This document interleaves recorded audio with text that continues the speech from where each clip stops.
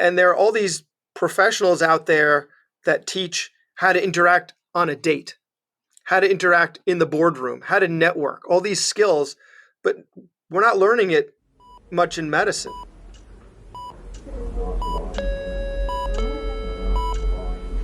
Paging Dr. Cook. Paging Dr. Cook. Dr. Cook, you're wanted in the OR. Dr. Cook, you're wanted in the OR.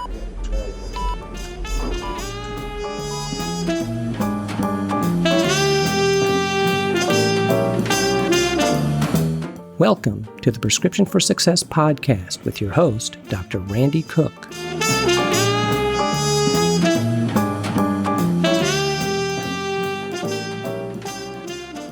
Hello, everyone, and welcome to the Prescription for Success podcast. We've got a great interview coming up, but first, I want to remind everyone that our podcast is a production of MD Coaches, a company dedicated to empowering physicians and other healthcare professionals to realize a greater potential and to achieve a greater level of satisfaction in their chosen field. You can find MD Coaches on the web at mymdcoaches.com. And before we get into the show, I have a quick message from MR Insurance, a small business dedicated to helping physicians with their disability insurance needs. Michael L. Relvas is a CFP professional and insurance agent committed to helping physicians nationwide with term life and disability insurance needs. He'll give you an objective, transparent, and education-focused process designed to help physicians make prudent decisions and avoid over-complicating things. He exclusively offers own occupation disability insurance policies for residents, fellows, and attending physicians, and he'd be happy to help you with whatever your insurance needs might be. You can find Michael at drpodcastnetwork.com/MR Insurance or contact him by phone at 800-817-4522.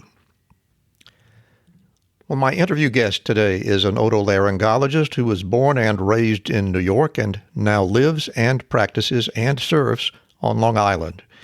He also has a great podcast called The Physician's Guide to Doctoring.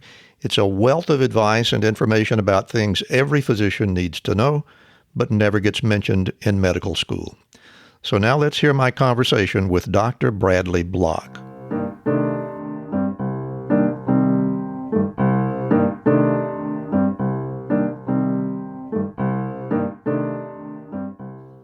And it is my pleasure today to be talking with Dr. Bradley Block, who is coming to us from up in New York, out on Long Island. Brad, welcome to the show. Thanks for being on Prescription for Success. Randy, thanks so much for having me. I've really been looking forward to this.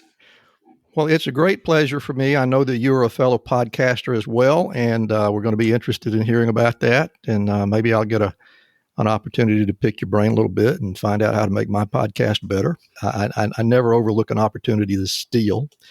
But absolutely. Whatever recommendations I can. But what I want to do to begin with is what we always do on Prescription for Success. And let's talk about how you got where you are. Let's begin at the beginning. Do you even recall when you first had an interest in getting into the medical field? I do. Being a Jewish kid from Long Island, I really didn't have many role models in medicine. Not a lot of people to look up to. No, only kidding. Clearly, I can say I didn't want to laugh too loudly. I'm the first physician in my family, but where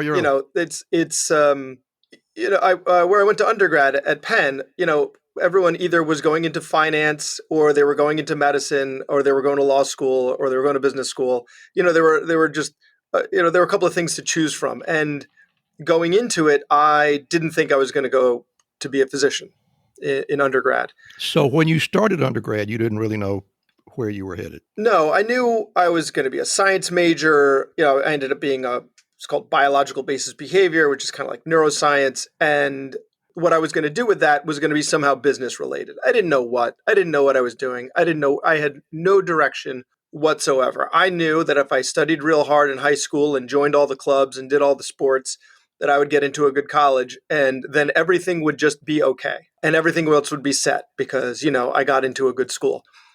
I love these stories. I'm sorry? I love these stories. I talk to people, as you can imagine, that have all kinds of different stories. And the ones that fascinate me the most is where the subject says, well, yeah, I got into undergraduate school and I had no idea what would be next. So how'd you figure it out? Well, so I studied abroad in Israel, in Jerusalem. And that city is a city like no other. I mean, it's like living in a museum. Just everything's built out of sandstone, the history, and just what the people go through in order to live there, in order to survive, is just incredible. So it had an impact on me thinking, I'm going to go into a field in order to make money in business because, that it just seems so trite and so shallow. So I thought, what could I do with my skill set that would be more profound? And one of my good friends, who's actually on one, I interviewed in my podcast, one of my earliest episodes about the spine, already knew he was going into medicine. His dad's a pediatrician, and he then became an orthopedic spine surgeon.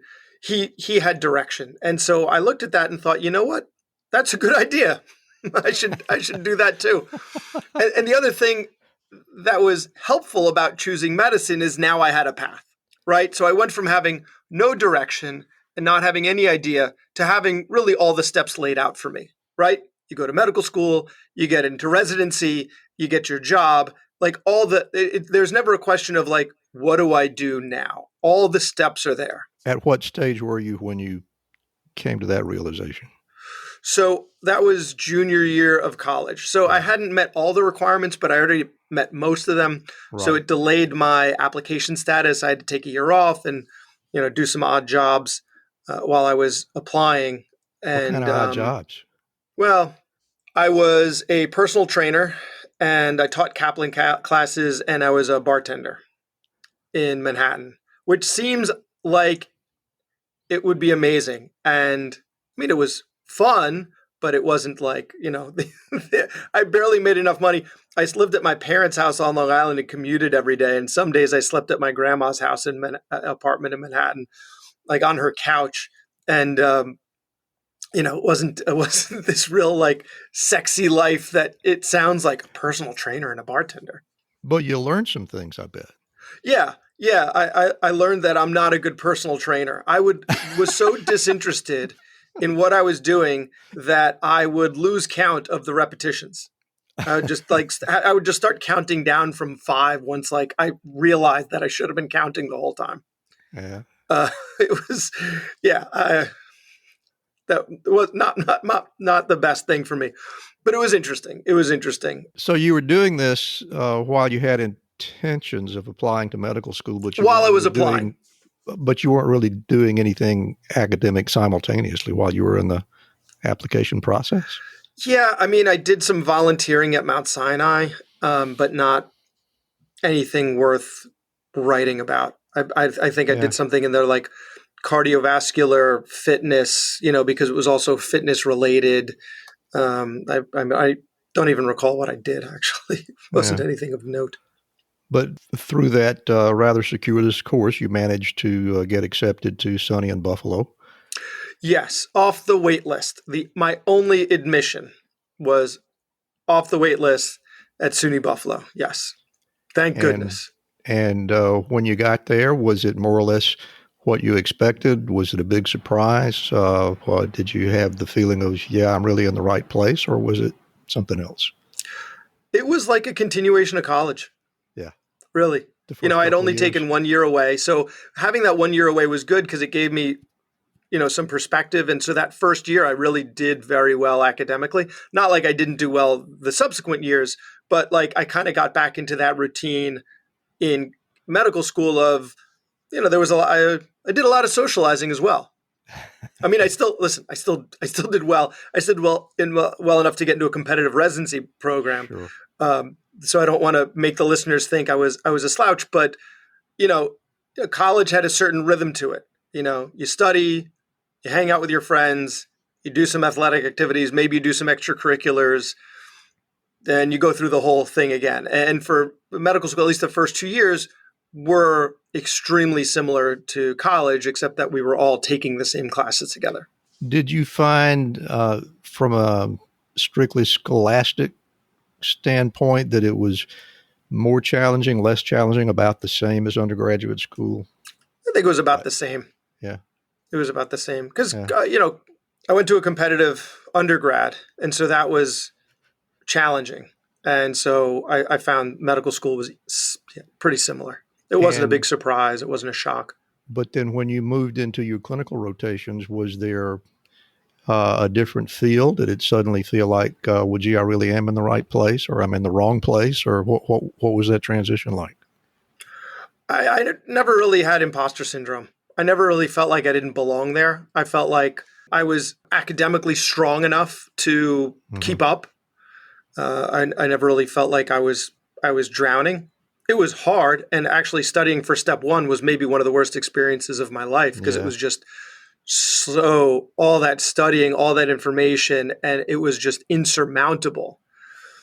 You could never feel like you studied enough, that you had a good enough handle on anything. But then third and fourth year were different because the expectations were always unclear, right?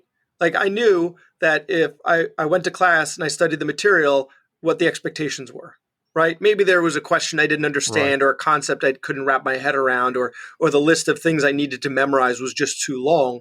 But ultimately, the expectations were predictable. And in third and fourth year, the expectations are completely unpredictable. It depends who your intern is, who your resident is, who your attending is, who's grading you, what their expectations are, where you're supposed to stand. One thing that's always true of third and fourth medical school is you're inevitably standing in the wrong place. And I think that's a metaphor for the entire third and fourth year. You are, no matter where you stand, you are standing in the wrong place. That being said, you're paying tuition to be standing there, and this is the start of your apprenticeship, and they've agreed to take you on as an apprentice. If they're an academic center, they've agreed to have students and residents. And so like they've agreed to this, and yet somehow you're always standing in the wrong place. I never thought about that, but that is a really good metaphorical way to put it. You kind of feel out of place, and ultimately you kind of are. Yeah. So, I mean, hopefully things are evolving now and things are changing, and I think they are. But for all the medical students that are listening, we've all been through it. We've all been standing in the wrong place, and we've all had that feeling like we are wholly inadequate, right? I said first and second years, I never felt like I shouldn't be there. But third and fourth year, it feels like you can never do the right thing. Like your job is to be a mind reader, and it's just impossible. Not every rotation, obviously, but just all too frequently. So in the midst of that rather unnerving feeling of always being in the wrong place, you had to make a decision about what was going to happen when you graduated. How did you work through that? So between my first and second years, I spent the summer at the Rehab Institute of Chicago doing physiatry. Having been a personal trainer at musculoskeletal, it was an interest of mine. I could see myself doing that. In some ways, I could still see myself doing that. But I spent the summer there thinking that that's what I would be doing. And so by the end of the summer, though, I realized that I wanted to do something that had more interventions in it, right? Something where I'd be doing procedures, maybe not in the operating room, but certainly procedures. And the other thing that influenced me was I really liked cardiac physiology, specifically pediatric cardiac physiology. For me, that just everything made sense, right? Like this doesn't close. And because this doesn't close, this gets dilated. And then this branch never develops. And you can kind of follow it, and it all makes sense. So I really liked it. So then I thought maybe I'll do pediatric cardiology. I find out all the interventions that they do. So I did a rotation in pediatric cardiology at my hospital. But at that particular hospital, there was no transplant program. And what you mostly did was they spent a lot of their day, pediatrician heard a murmur, sent them, did an echo. Echo was normal. Great. Next patient. So there wasn't a lot of intervention going on. You're giving a lot of good news, which is great. But at least my experience at my hospital, that wasn't the case. So, but still, I really like the pediatrics. So then I did a rotation because I thought I was going to do something pediatric. I picked my first elective in ophthalmology, but I didn't get it. I got my second choice, which was otolaryngology. The reason I wanted ophthalmology is because eyeballs gross me out. And to this day, they still gross me out.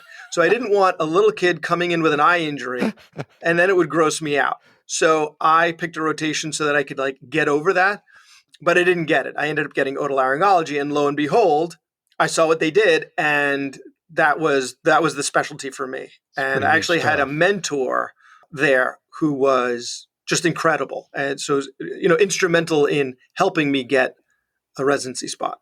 So, indeed you did. And let's see, you did your residency at Georgetown. Yep. And continuing the theme, what was that transition like for you? So, that, out of the frying pan into the fire, as everyone knows, intern year is just so intense. And actually, when you do a surgical specialty, second year... You did a so-called straight surgery internship, right? Which is actually a bunch of rotations. Well, so we used to be owned by the general surgeons. Our first year was owned by the general surgeons. We had a couple of requirements. You had to do a month of emergency, a month of ICU, a month of neurosurgery. But mostly you're going to lectures with the surgeons. You're doing everything with the general surgeons. Right. I don't know if it's like that anymore. I think you're more, you more start off with the otolaryngologists, or you at least spend more time with the otolaryngologists. But we did 2 months of ENT, and the rest was with a smattering of other specialties, including a month of urology, which is critically important to an otolaryngologist. Yeah. Or my month on transplant. Oh, that was brutal. That is brutal. So that was just so hard. But every so often you'd have a reprieve with an early, with an easier month. Whereas second year, it's like the internship of your otolaryngology life, and it is that was even more intense. Just relentless. Second year of residency was just relentless. But yeah, you're learning a ton. I really enjoyed it. You're part of a family. You're part of a team. You're trusted to do things, and it's extremely challenging, but at the same time rewarding, and at the same time exhausting. So relentless from the standpoint that there is some pressure, but yet you felt that the reward justified whatever pressure you had to endure. Yeah, I think. Maybe with a little more sleep, you could retain some more of those memories, but I don't know how things could have been done differently with the same amount of work that needs to, there's a finite amount of work that needs to get done. And so, we have a team that's a certain size to get it done, and we got it done. And we got it done with each other. We're just, you're part of a team. When you're a resident, you're part of the team, and it's I can imagine at an institution like Georgetown, the volume of pathology that had to be dealt with was unquestionably huge, and that's just a lot of pressure. But but also very informative. Exactly. Like what's the worst thing about Q2? You miss half the good stuff. I was never a believer in that. You're missing half the sleep and half your life. But yeah, it was intense, but at the same time fulfilling, and you learned a ton, right? Because then when you moved on to third year and fourth year, I remember when I was a fourth year, my attending at the chair at Washington Hospital Center, which is the hospital where we spend almost as much time, Ziad Deeb, he introduced me as one of his senior residents, and this is Dr. Block. I trust him with his recommendations, and just the faith that they had in you. Was just, when he had, I don't remember exactly how he put it, but I just remember the feeling I got from him saying it. I had just become a senior resident, and, he introduced me to, I guess, another attending after we did a consult. And I don't know, I just remember the feeling that it got being introduced as his trusted lieutenant. That's a really good thing. I actually went to a medical school where residents feared from one day to the next if they had a future, which I just can't imagine. Fortunately, I did my surgery residency in a place much like yours, where you felt like you were rewarded as you progressed. So I'm sure you're grateful for those experiences. And sounds like they trained you very well. Once you got done, went to your first practice kind of in your neighborhood, right? Just a little north of New York City. Little east. I moved back to Long Island. I never thought that's where I'd end up. I never thought I'd end up not only on my Long Island. There's a big mall right smack in the middle of Long Island, and I am within spitting distance of the mall. That's where I am. That's where my office is. It just happens to be, it's at the junction of like a major highway, so it's easy access to the office. But yeah, I joined a private practice. I joined the private practice. So I'm part of ENT and Allergy Associates. We are the largest ENT practice in the country. At this point, we have over 200 physicians. Wow. Most of whom are our partners, actually. So, there's a clear path to partnership, which is unheard of, right? Clear path to equity partnership, which is why I joined. It's like this shining beacon of what private practice can be. And we have a bunch of committees. If you're interested, join a committee. If you're not interested, put your head down and see your patients. You can run for the board if you're interested enough. And the board ultimately runs a practice. Were you recruited there, or did they have a vacancy that you applied for? How did you go about making the decision to seek them out? So if you're an ENT and you're listening and you want to work in New York, we're always looking. We have we have 40 offices. And so inevitably there's going to be a vacancy somewhere. Yeah. And so not only, I reached out to them. Yeah. And, they took me around to a bunch of offices, showed me a bunch of offices. And even I had miscalculated my time, dropped me off at one of the competitors. So confident where they were that I would join their practice that they dropped me off at my next interview with the next practice. It's very impressive. Yeah. And here I am, and here I've stayed, and I've been with them, 9.5 years now. Remember medical school? You were confident, studious, hardworking, and you learned what to expect in all manner of patient care. Then reality struck. Regulations, expenses, staff management, and administration. Is this what we signed up for? Stress on the verge of burnout, no time for family, or the reason we got into medicine. Helping people. What are the options when you're afraid you're in the wrong career? Transition? Teach? Quit? What if there was another way? MD Coaches can help. We're a team of medical professionals with a century of experience in the clinical and business sides of medicine. More importantly, MD Coaches has been where you are, stressed and trying to navigate a world school didn't prepare us for. MD Coaches is your mentor, your confidant, to help you make your practice shine, navigate administrations, and successfully lead staff and projects. Or if you're ready to transition, we can help there too. MD Coaches is doctors helping doctors. Visit our website to receive a free, no-obligation consultation. Go to mymdcoaches.com/RX. That's mymdcoaches.com/RX. Isn't it time someone else was on your side? Don't let the business of being a doctor stop you from doing what you love. That site again, mymdcoaches.com/RX. Visit us today. Physician Outlook is a new magazine platform built for physicians and by physicians, and it's designed to showcase unique physician talents.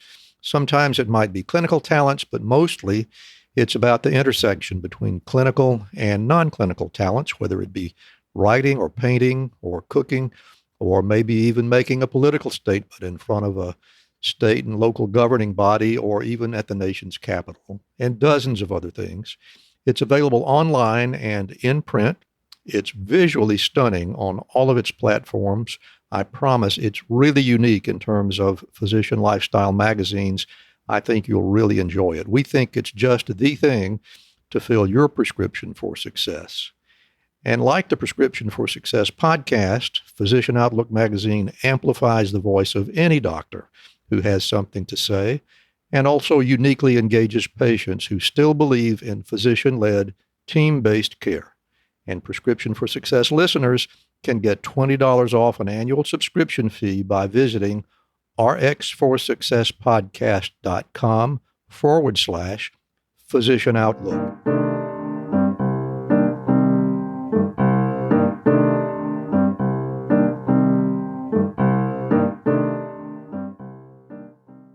Well, it sounds like it worked out very well for you. My impression is that you're really enjoying your practice, but somewhere along the way, you decided you wanted to start a podcast. What's that all about?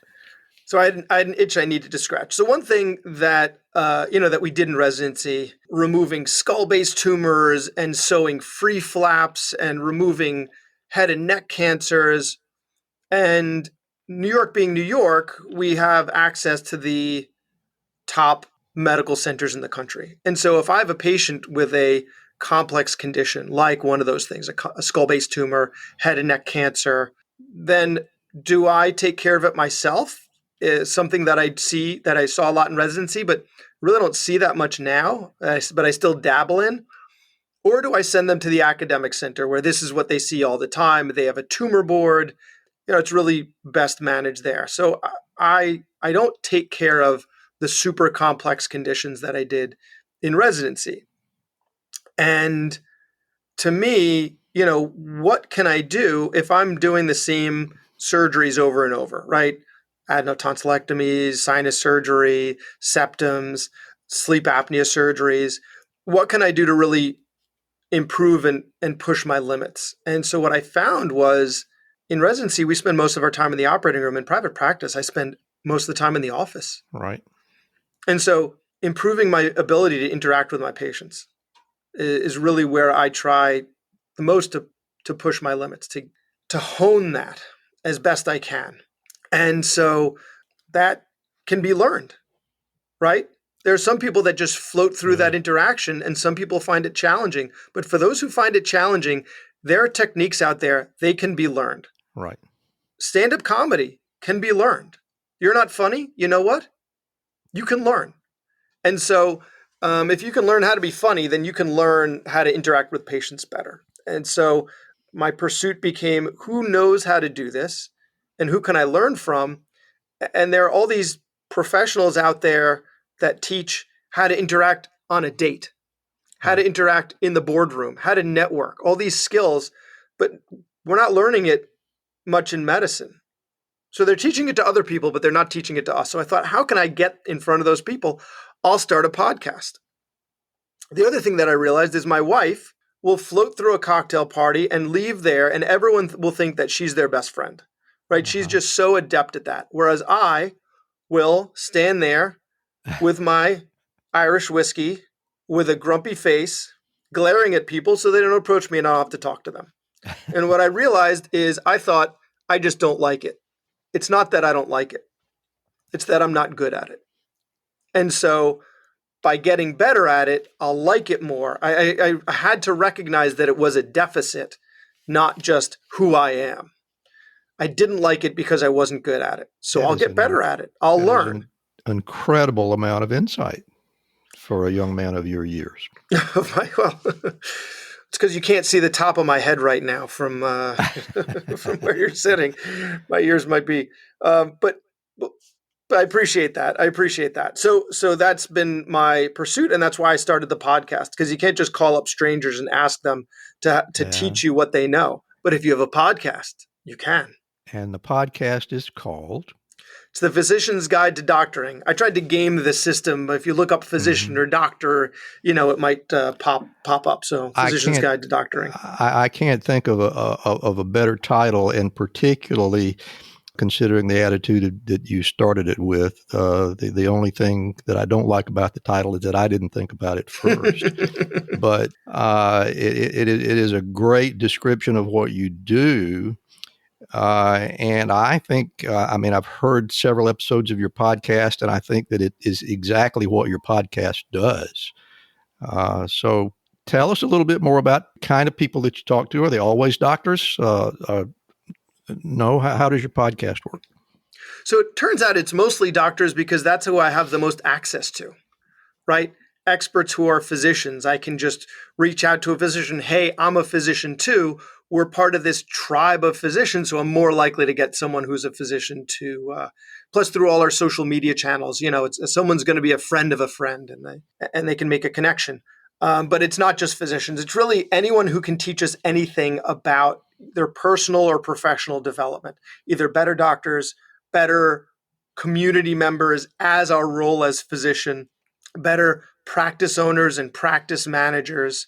It really is all aspects of it. I most recently did a series on vaccine hesitancy. And so I had a bunch of different experts from different fields, someone who does persuasion, but not medicine related, 2 experts in science communication, someone who does motivational interviewing, someone who talked about vaccine hesitancy specifically in minoritized communities. So I did a series on that. But I've also covered personal finance. That being said, there are tons of personal finance podcasts out there specifically for physicians. So I'm not going to do much more in that. That's, I think, is a saturated space. Habit development, like how can we get our patients to actually change their habits, right? When you're giving someone advice, you need to lose weight. Do we know how to actually effectively do that? Well, it turns out BJ Fogg, who's this PhD out in Stanford, has a method that I think is very effective. So I did 2 episodes with him. I never would have thought I could get someone like him in front of me, but you know what? He's passionate about teaching what he knows to physicians because each physician is a, quote, influencer, right? We see tons of patients a day. So we're influencing tons of people, even though we're not necessarily doing it on social media. So we're community leaders. So he wants to get the message out to us.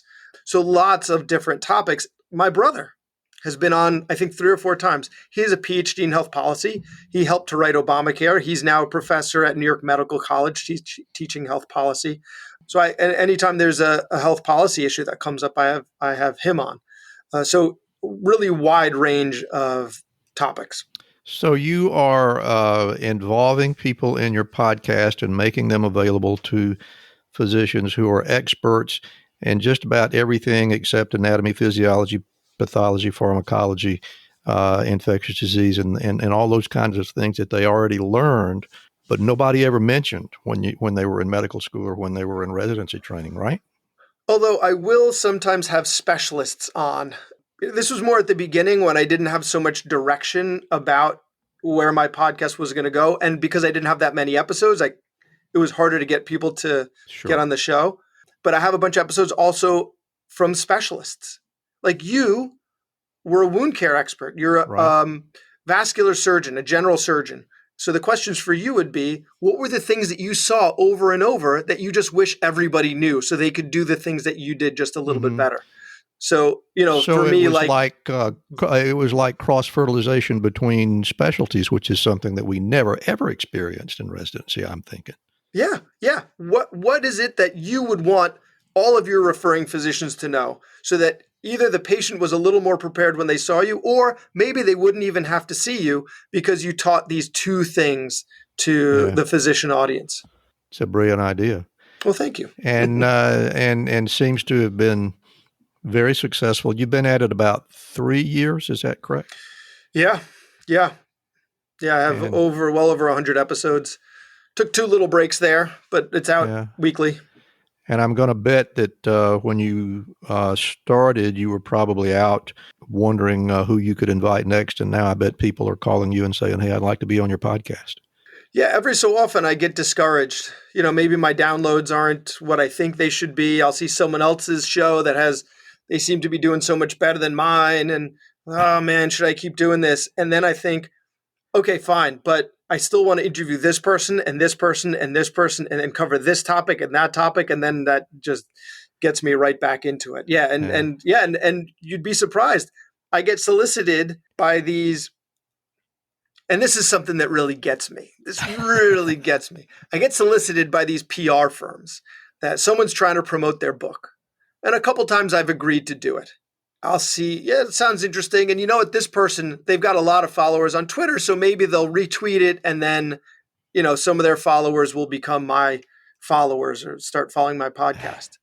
they never retweet it. They never share it. They never post it. The people that are more likely to post it are other physicians in the social media space who get it. But if you're expecting someone to promote your podcast just because you're promoting their book, you will be disappointed every time. Well, it's a great podcast. And again, it's called The Physician's Guide to Doctoring. And you describe it as a place where you can be taught what you should have been learning while you were memorizing the Kreb cycle. And it's a very good way to put it. Well, thank you. Thank you. One of the guests that I had was Nathan Lentz. He's an evolutionary biologist near me. He's in Manhattan. And his point about the human body was that we're like cobbled together from a bunch of parts that used to do other things, right? Like that's what evolution does. Evolution just builds on something that already exists. So like if you were going to build a wrist de novo, you would never build it the way our wrist is built, with like a bunch of rocks all smushed together that don't really add much, but if they're injured can really be problematic. And medical school is the same way. Like we add things on, but it's really, really hard to take things away. So we're learning all of these things because that's what we've always learned, not necessarily because it's useful and it's going to make us better clinicians.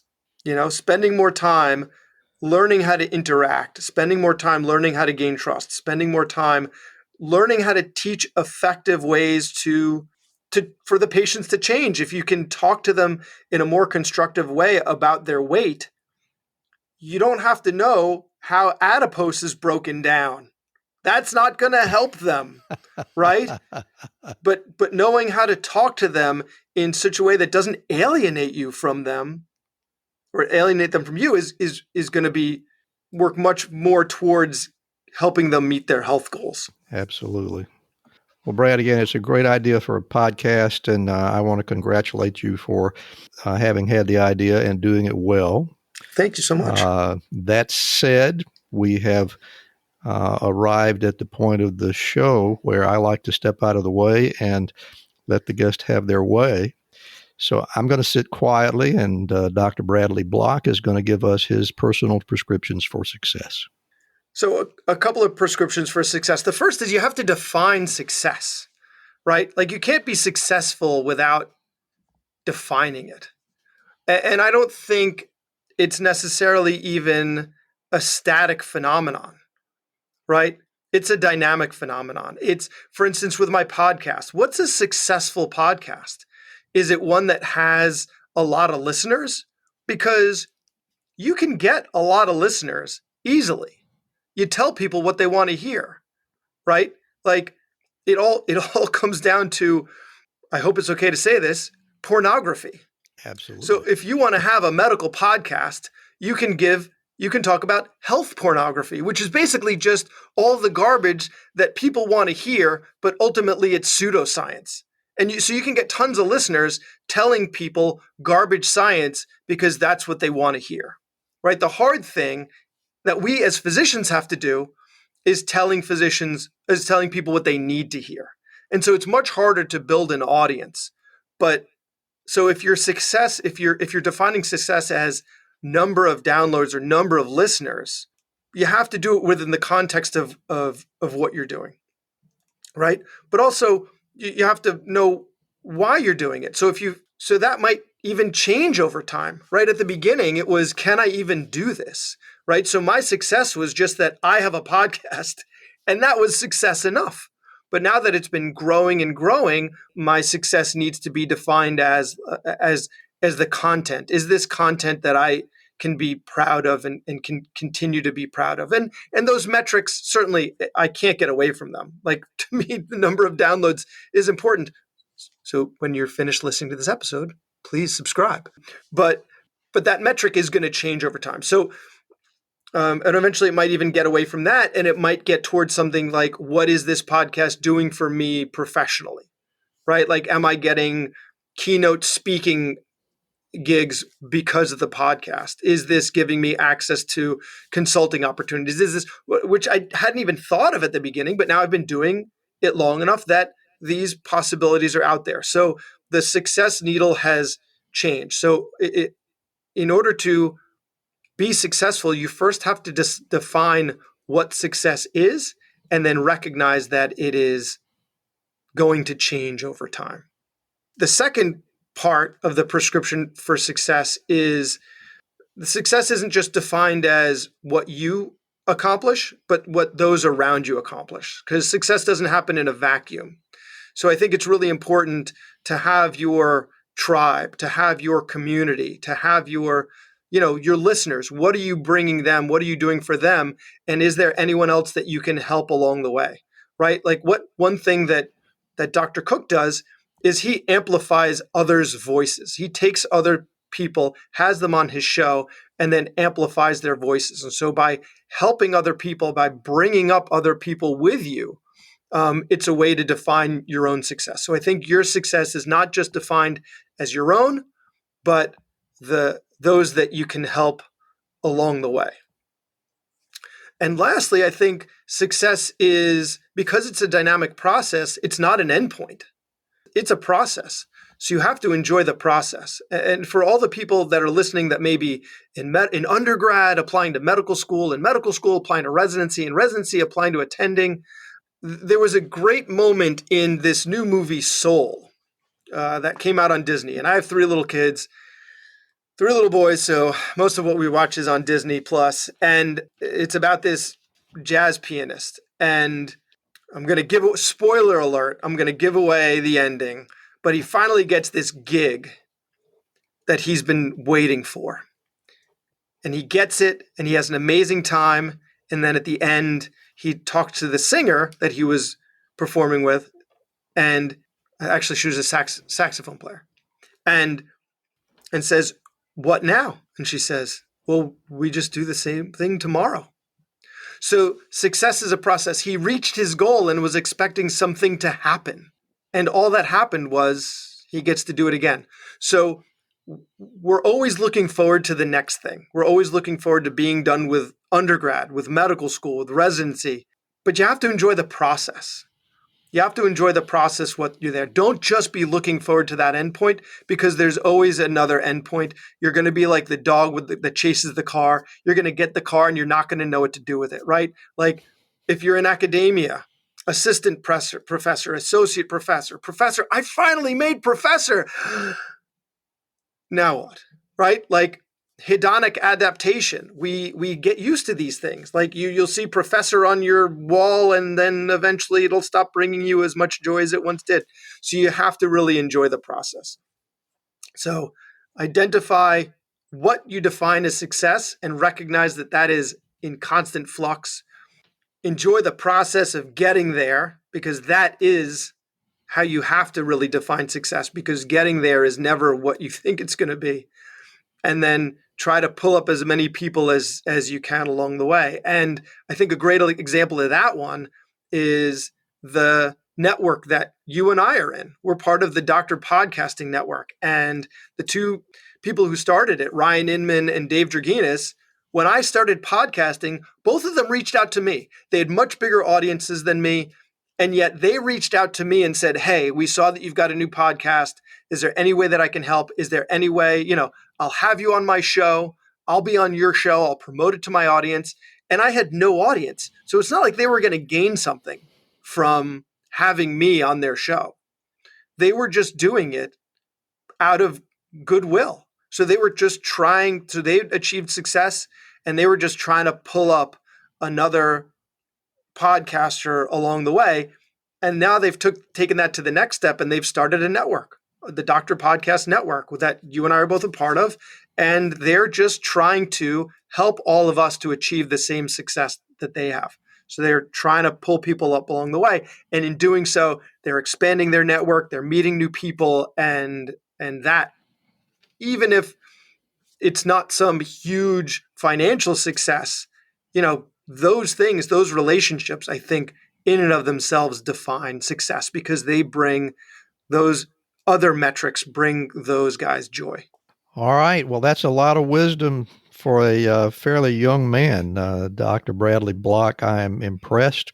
You have got a fabulous podcast, It's called The Physician's Guide to Doctoring, and I am really a big fan. So whoever is listening to my podcast, I recommend that you get right on over there and listen to Brad. And before you go, Brad, I'm going to give you an opportunity to tell everybody where to find you and where to find the podcast. So you can find everything on my website at physiciansguidetodoctoring.com. I'm on Twitter at physiciansguide. I'm on LinkedIn. Just look me up, Bradley B. Block. And then I just joined Instagram, although I'm not so sure about that platform yet. I'm a little overwhelmed. My wife's been helping me out with it. I think I'll get there eventually, but there I'm also at Physician's Guide. And then my Facebook page is just Physician's Guide to Doctoring, facebook.com/Physician's Guide to Doctoring. Although ultimately most of what I do is just cross-posting and posting my episodes. It all goes back to the podcast. So, you don't necessarily need to follow me on any of those places, but all my best content is really the podcast itself, and you can find it wherever fine podcasts are found. Every platform out there. Well, I have to say I haven't heard all the episodes that you've done over the past 3 years, but I've heard several of them, and I haven't heard one that disappointed me. They're really fabulous. That really means a lot. I appreciate that. It's an honor to have you on our podcast, and I thank you for being here. So once again, our gratitude, and who knows, maybe in a couple of years we'll get together again and discuss what we've accomplished in all this time. And hopefully meet in person. Maybe so. So, Dr. Bradley Block, thanks again for being here. It's been a pleasure. Thank you so much for having me.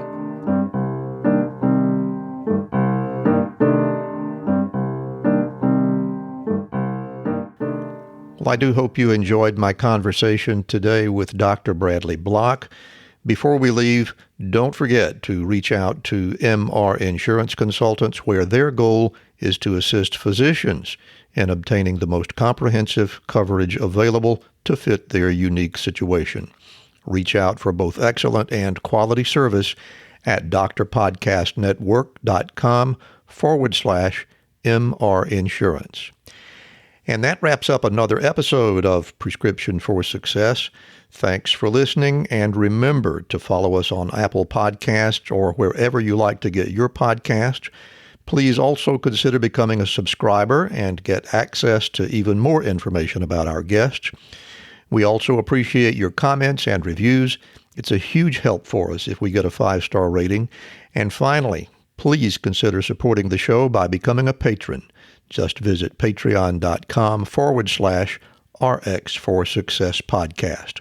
Thank you so very much for listening today. And remember to fill your prescription for success with my next episode.